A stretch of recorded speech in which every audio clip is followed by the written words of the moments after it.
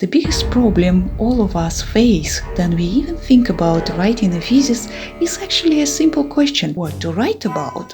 The faculty as well may press on you to give them the topic of your future thesis as soon as possible, so you should really think it over. Let's start thinking. But even before they start thinking about the topic, there is the hard truth you need to learn. Every thesis suggests a certain contribution to the scholarship.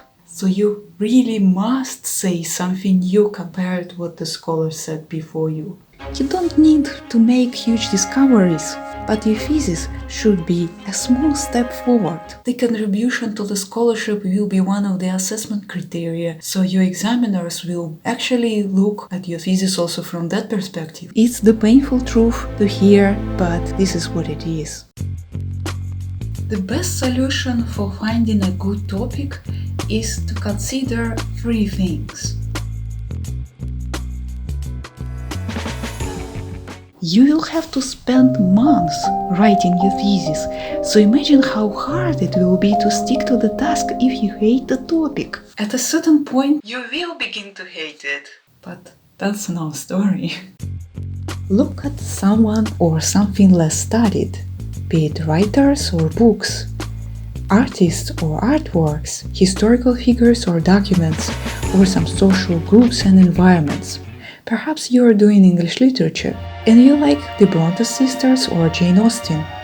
But the Bronte sisters are so well known and so well studied that you will have a hard time to find an aspect that had been studied less and you might say a word about. If you like to write about the Brontes, why not to check out some other female writers of the Victorian era?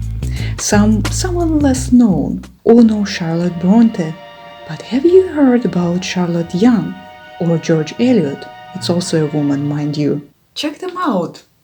Read something written by them and then about them.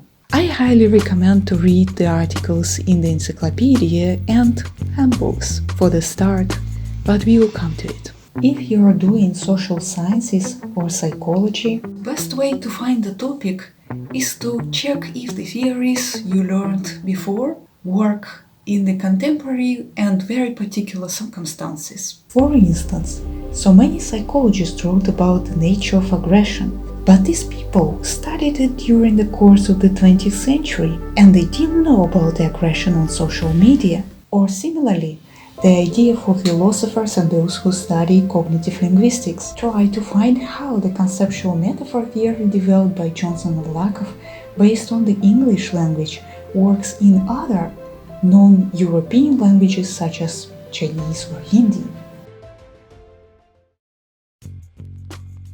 What languages do you know? Are you able to read and analyze sources and secondary literature in other languages than English? What previous training do you have?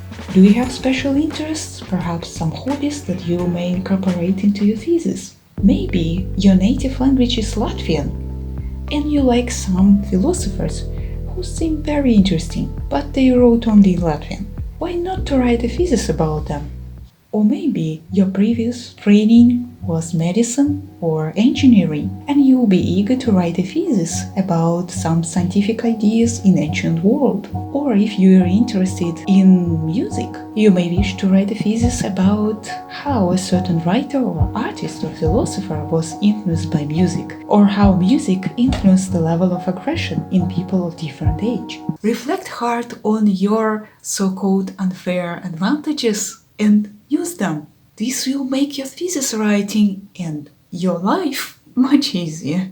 To sum up, you need to look for a less studied source that you like and that you will be able to study. When you figured out what topic you would like to write, you must start reading your sources and secondary literature. Where to start reading? Try to look at encyclopedias and handbooks that have entries on your topic. These entries are often brief and don't contain the information enough to write a thesis, but they have the list of literature on the topic at the end. Look at the books and articles that the author of the entry mentions. Find them in your library and read through them. Some tips for reading fast academic books are over here. The books mentioned at the end of the encyclopedia entry may also not be enough. In this case, check the bibliography at the end of each book. Look at the books from this bibliography that seem relevant for your thesis. While collecting your books, write the titles in the bibliography lists. For this, ask your supervisor which standards for bibliography your university use. By standards, I mean that unknowingly precise way where to put commas and periods, and where to use italics and where not to use. When you finished collecting your books, you must start reading them with two questions in mind. Is there something missing, unclear, unaddressed? And what I would like to study? When you found the less studied aspects or areas, you must formulate somewhat from 2 to 4 research questions. These are questions that you will answer in the chapters of your thesis. One question should correspond with one chapter. The questions should be, first of all, interesting and open, not those that we can answer with just yes or no. And second, answering them, you should add something new to the scholarship, so your thesis may address the aspect that hasn't been studied properly, or it can challenge the opinions of other scholars, their results or interpretation of the results. If your sources are literary, visual or historical, you may ask the first question about their historical background and how it influenced the source. How, for instance, the family religious background of Charlotte Young influenced the religious themes in her novels. Or you can also show how the overall tendency of the British art in the 19th century to look back at the medieval art influenced some less known artists of the Pre-Raphaelite movement. It's good to dedicate the first chapter of your thesis to the description of the historical context and the way how that context influenced your source. It will set the scene for your further research in the following chapters, but it also show your own knowledge about the environment in which your artist, writer, or historical figure lived and worked. But if you study psychology, it's perhaps the best idea to describe the theories in the first chapter, and that will be your theoretical part. The second question may be about your source itself, so you may wish to dedicate the entire second chapter just to analyzing your source. Depending on what you are studying, your analysis might be literary, philosophical, theological, or again historical. Ask a question about the author's intention behind the plot and characters, his religious thoughts, philosophical ideas. Remember that art also can be analyzed from philosophical and religious perspective, and you may as well ask the question what the artist wanted to say by creating this painting or sculpture. If you study social sciences or psychology, the second chapter will be your practical part. Here you will describe the results of your interviews with your focus group. So you should think about the research questions that concern real people whom you will study. As a final research question, you may actually ask how your source, your author, or whoever you study influenced something in the later period. So basically, how your writer influenced some other writers, how the political strategy of your politician influenced something in the later centuries.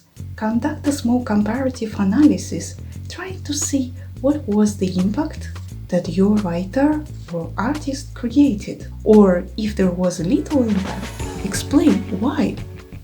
When you've got several research questions to reflect upon in each chapter of your thesis, you should start working on those chapters. Read your sources and necessary literature, and do your best to find answers to your research questions. Make notes and summaries. And don't think about writing a perfect text in one go. what you are writing is the first draft that will be revised according to the remarks and corrections of your supervisor. Write down all thoughts that came to your mind, then you read the sources. Then organize them into coherent paragraphs. Start with the so-called topical sentence. That is the first sentence of your paragraph that actually says what your paragraph is about. But of course, that will be the first sentence because you started with it. For example, Charlotte Young's father influenced her life vastly. And in this paragraph, you should describe how your father influenced her life. Then you finish creating logical and coherent paragraphs. Add a brief intro and conclusion to each chapter. Intros and conclusions shouldn't be long. 1 or 2 paragraphs will be enough. In the intro of each chapter, state what is the aim of this chapter. For instance, in this chapter, in order to answer research question blah blah, I will conduct a comparative analysis of something. Then it's a very good idea to describe the sources that you are going to compare in that particular chapter. If this chapter has distinctive sections, mention the structure of the chapter in its introduction. Use the scheme. First, I will describe, analyze, examine. Second, I will investigate, show, demonstrate. Finally, I will argue. In the conclusion to each chapter, just briefly summarize its contents. Avoid quotations from other authors here. You need to show that you achieved in this chapter. Highlight your most important discoveries. When your chapters are ready, write an introduction. It's really a mistake to write your intro before you even started your research. All scholars write it at the very end, when the research is over. And they have the results, they know what they achieved. The thing is that you must highlight your thesis contribution to the scholarship already in the introduction. But how are you gonna do it if you don't have the results and you don't know what your contribution is? So then you start your research. Don't worry about the introduction. I wrote mine during one of the final months before the deadline. When you start writing your introduction, remember the triangle principle that I described in the video that I will put over here.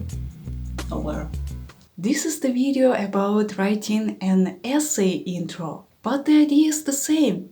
You just need to make it bigger. Instead of 1 page, write 15 or 20 pages depending on the requirements of your uni. And the triangle principle looks like this. It also resembles a wedding cake turned upside down. It has blah blah part, the first part, state of research, the second part, lacuna and your contribution, aim of your thesis, and research questions. And finally, the structure of your thesis. Watch the video I mentioned for more information on how to write an introduction. Your thesis should also have a good conclusion where you summarize your findings and highlight the scientific value of your work. So simply bring together the conclusions of your chapters and put them in the perspective of the existing literature on your topic. What new did your thesis manage to show compared to the previous studies? What's your contribution? Again, avoid quoting other scholars in your conclusion. Your supervisor needs to hear your own voice and not someone else. To sum up, your thesis should consist of introduction, 2 or 3 chapters, maybe 4 chapters, chapters, conclusion, and bibliography. You may as well create appendices. For instance, if you translated a text from an original language into English, you may wish to put it into an appendix. Or, if you have a questionnaire or tables with some data that is not protected and you can share it, you can put them into appendix as well. And finally, you may wish to write a preface or acknowledgments to your thesis, thanking all people who helped you on your thesis journey, and of course, the channel Funky Woman Academic. Good luck with your thesis. See you in the next videos.